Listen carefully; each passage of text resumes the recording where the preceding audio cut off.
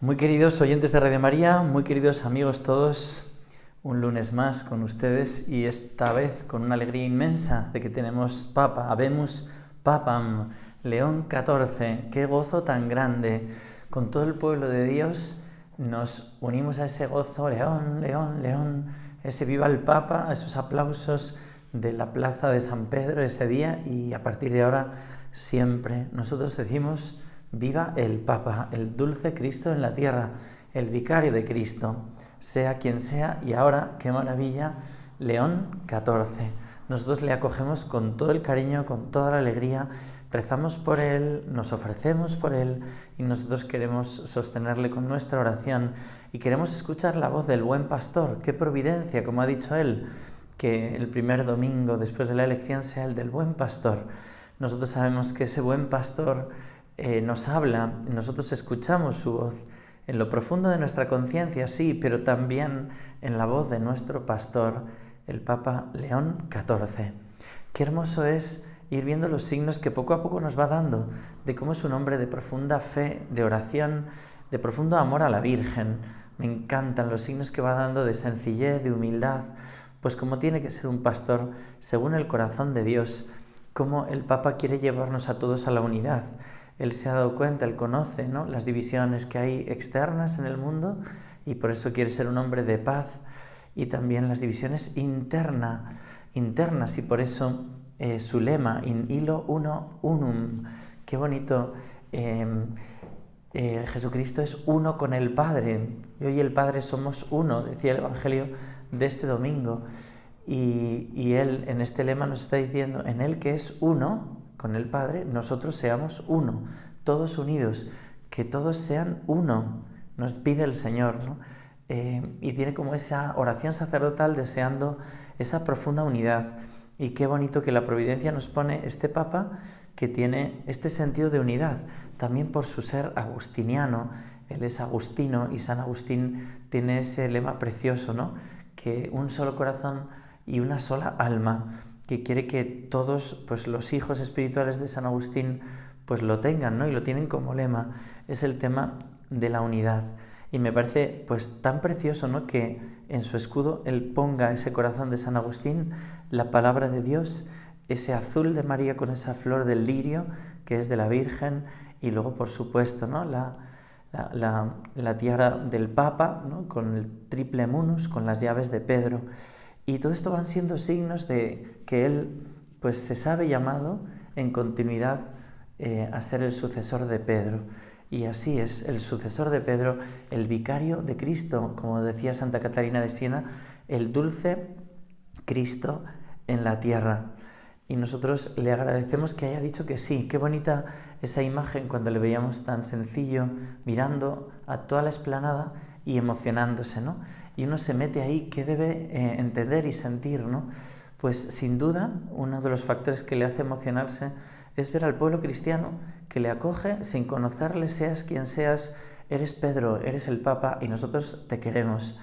Y es muy bonito ver que ese sensus fidei del que él también ya ha hablado, el sentido de fe del pueblo cristiano, que él valora tanto en la piedad popular por todo ese tiempo que ha estado pues también en Perú y en Latinoamérica, la piedad popular, ¿no?, que él tanto valora.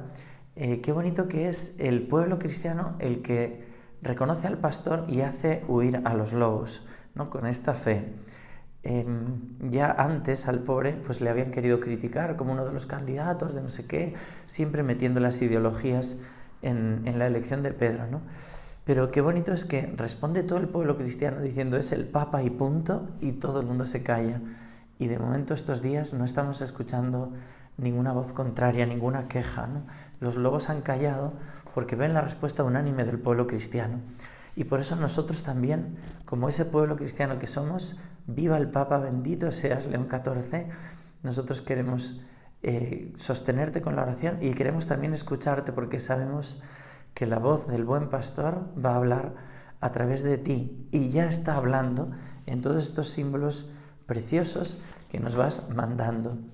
Me parece muy bonito lo que ha explicado en la misa a los cardenales cuando él ha dicho que la referencia a León XIV, ¿por qué es León XIV?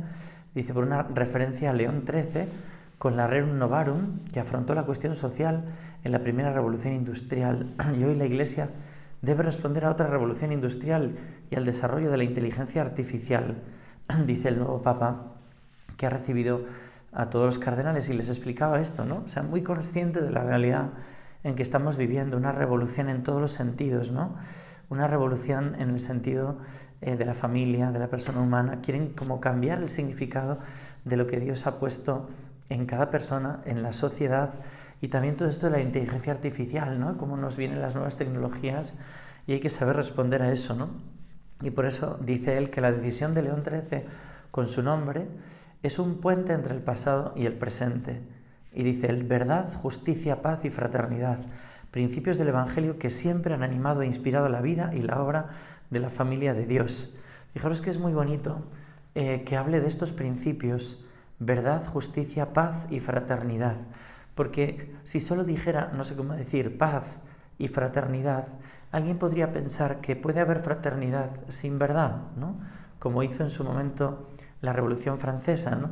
Libertad, igualdad y fraternidad.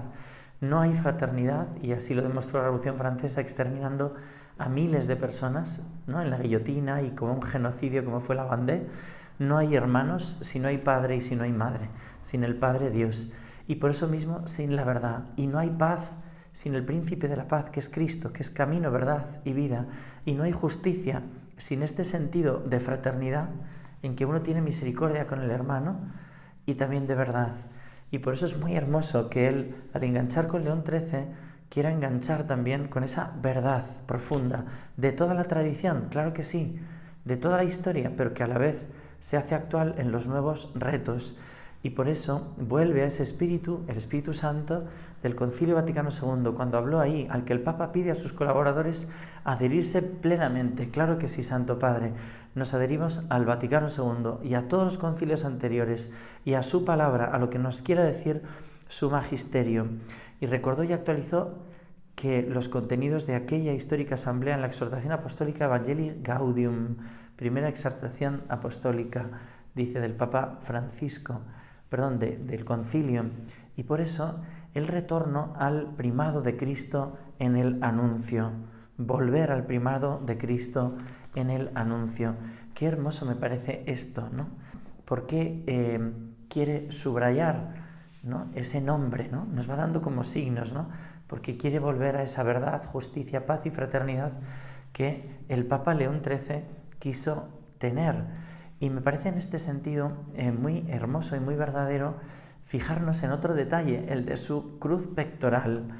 Él es agustino, claro que sí, y en la cruz pectoral que lleva como obispo y que va a llevar como papa, es un testimonio de su profunda fe y pertenencia a la orden de San Agustín.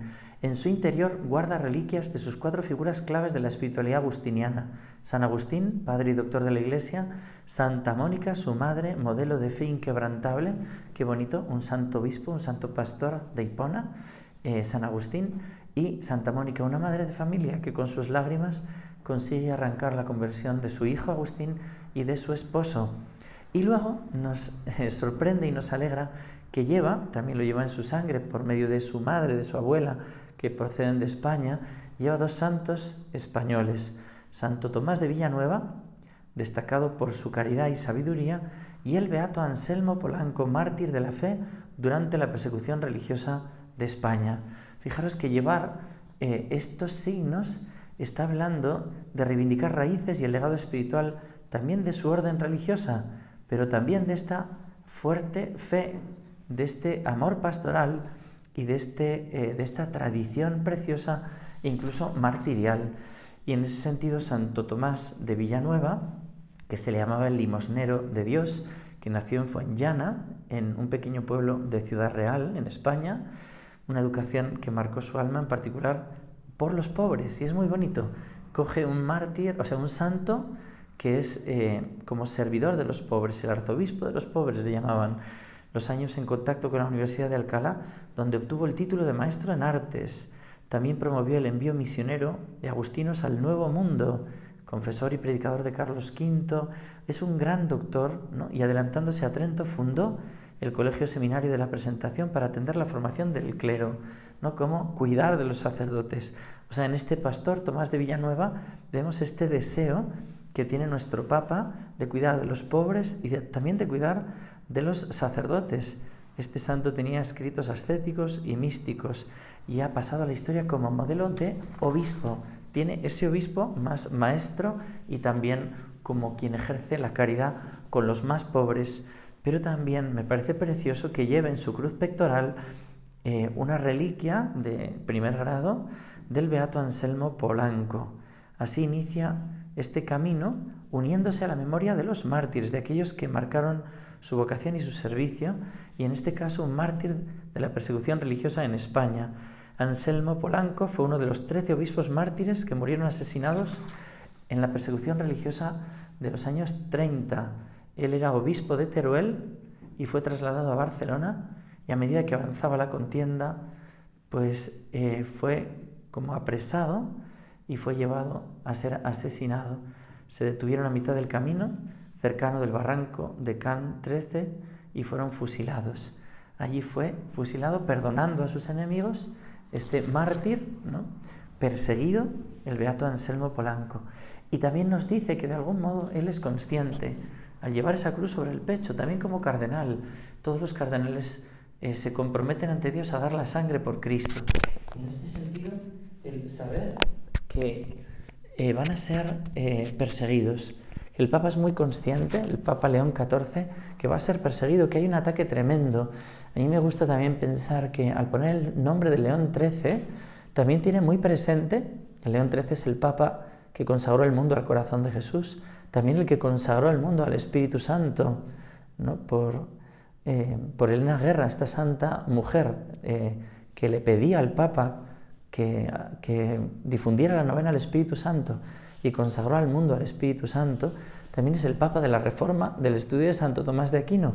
Pero hay una cosa que me conmueve especialmente, que es el Papa que tuvo aquella visión mística en que había un ataque tremendo de Satanás a su iglesia. Quedó horrorizado y al volver de esa visión pidió que se rezase en todas las misas la oración a San Miguel: Arcángel San Miguel, defiéndonos en la batalla, sé nuestro amparo contra el poder y las hechanzas del demonio.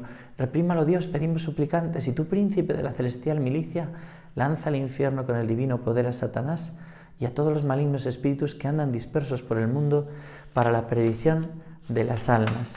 Me parece en este sentido tan importante entender que tenemos que sostenerle con la oración, que hay una batalla inmensa y el Papa ahora es el cabeza que encarna pues el objeto de la persecución. Aquel dragón que dice Apocalipsis 12 persiguió a la mujer, que es la Iglesia, y a los hijos creyentes de la mujer. Y ahí estamos todos, pero muy especialmente el Papa.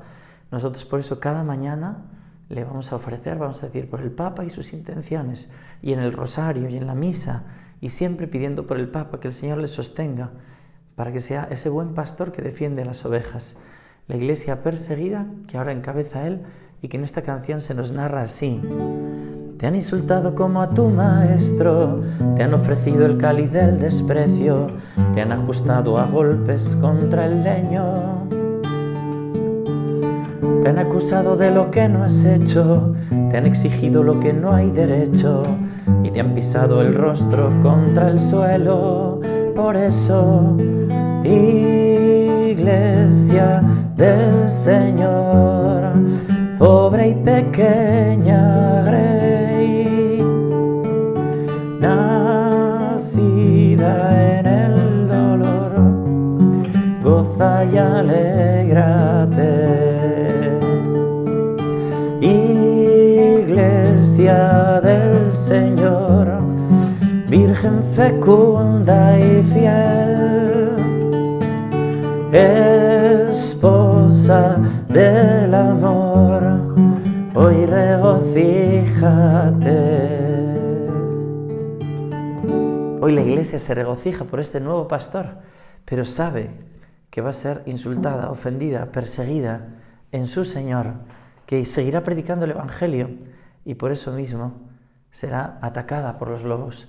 Pero nosotros, pueblo cristiano, como sucedió en la explanada de San Pedro, ahí estaremos para sostenerle con la oración y con la ofrenda de la vida. Me ha gustado mucho conocer sobre la madre del Papa, Mildred Martínez. Su madre, que era de ascendencia española, Martínez, estudió la carrera de biblioteconomía en la Universidad de los Padres Paules en Chicago. Se graduó en 1947 cuando tenía 34 años y 2 años más tarde realizó una maestría en educación. También se sabe que trabajó en un colegio junto con su hijo y que la religión siempre fue parte de su vida. 2 de sus hermanas eran monjas y su marido, el padre del nuevo papa, era catequista.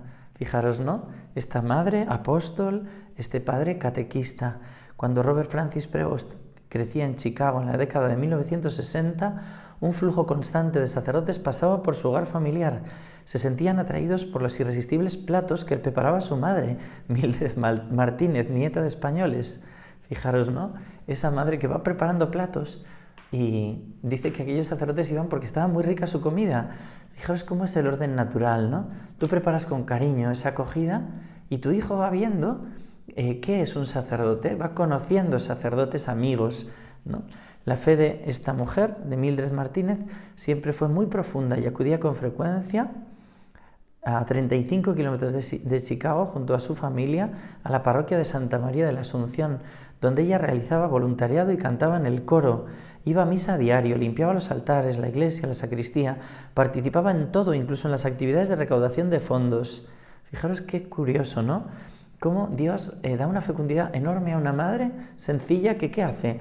Pues lo que tantas mujeres en nuestras parroquias, ¿no?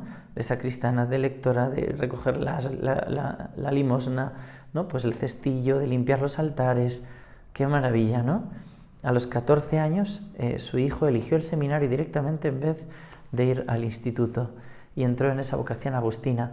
Pero qué bonito, ¿no? Que igual que Santa Mónica a San Agustín, pues también la madre del Papa, Mildred Martínez, es una mujer pues de oración y de sencilla y de caridad, que lo que hace es presentar de algún modo a sacerdotes a su hijo para que después se sirva de todo eso el Señor para darle esta vocación preciosa, ¿no? Sinceramente me encantó las primeras palabras de nuestro querido Papa: la paz esté con vosotros, queridísimos hermanos y hermanas. Este es el primer anuncio de Cristo resucitado. Lo primero que nos está demostrando es que es Cristo el que está vivo y Él quiere dar su palabra: la paz esté con vosotros. Como dije, Jesús en el momento de la aparición en el cenáculo, y quiere dar la paz al mundo entero, ¿no? Ha tenido gestos preciosos pidiendo la paz ya para Oriente Medio y la paz para todos los lugares donde hay guerra en el mundo. Es una paz desarmada y una paz desarmante. La paz de Cristo te desarma porque te enamora y es humilde y es perseverante. Y se ve que Él quiere ser así, ¿no? Humilde y perseverante. Citó al Papa Francisco con agradecimiento y es bonito, no porque uno no viene como para hacerlo todo nuevo, sino que uno viene a continuar una tradición de fe. El Papa que bendecía Roma daba su bendición al mundo entero. Qué hermoso, ¿no? Somos discípulos de Cristo. Cristo va delante de nosotros, decía el Papa. No soy yo el que viene ahora a arreglar nada. Yo sigo a Cristo y todos seguimos a Cristo. El mundo necesita su luz. La humanidad necesita de Él como el puente para ser alcanzada por Dios y su amor. Qué hermoso, ¿no? El mundo necesita de Dios. ¿Para qué estoy yo aquí? Para anunciar esta verdad. Ayúdennos también ustedes, luego los unos y los otros, a construir puentes con el diálogo. El importante es Cristo y luego nosotros ayudémonos. Y por eso también, pues, cita a San Agustín: con vosotros soy cristiano, para vosotros obispo. Cómo me gusta esa humildad que tiene San Agustín y que nuestro Papa como agustino, ¿no? Pues claro que sí, es un servicio el que se me pide. No vengo yo aquí como soy el jefe, voy a mandar, sino con vosotros cristiano, para vosotros, para serviros a vosotros, obispos, el servus servorum Dei, el siervos de los siervos de Dios. Como enseguida, ¿no?, se puso a hablar también en español por todos los años que ha estado en Perú, y diciendo: debemos buscar juntos cómo ser una iglesia misionera que construye puentes, abierta a acoger como esta plaza de San Pedro, con los brazos abiertos. Me encanta que sea un Papa también misionero. Y en español dijo: y si me permiten también una palabra, un saludo a todos aquellos, y en modo particular a mi querida diócesis de Chiclayo en Perú, donde un pueblo fiel ha acompañado a su obispo ha compartido su fe y ha dado tanto, tanto para seguir siendo iglesia fiel de Jesucristo. A todos vosotros, hermanos y hermanas de Roma, de Italia y de todo el mundo, queremos ser una iglesia sinodal. Caminemos juntos. Y luego me encantó invocar a la Virgen María de Pompeya y después a la del Buen Consejo, que fue a peregrinar, de las primeras cosas que ha hecho, ir a la Virgen, pues que se venera, claro que sí, en la orden agustina, y que tantos milagros hace la Virgen del Buen Consejo. A ella le pedimos, claro que sí, que le aconseje, que le dé el don de consejo para que pueda regir al mundo entero. Y me encantaba también escuchar sus palabras en este primer Regina Coeli que ayer mismo nos dirigía, y decía: él considera un don de Dios el hecho de que el primer domingo de mi servicio como obispo de Roma sea el del Buen Pastor, el cuarto del tiempo de Pascua. En este domingo en la misa siempre se proclama la lectura del capítulo 10 del Evangelio de Juan, en el que Jesús se revela como verdadero pastor que conoce, ama y da la vida por sus ovejas. Qué hermoso que diga él que es un don de Dios este hecho. Empieza él el domingo del Buen Pastor.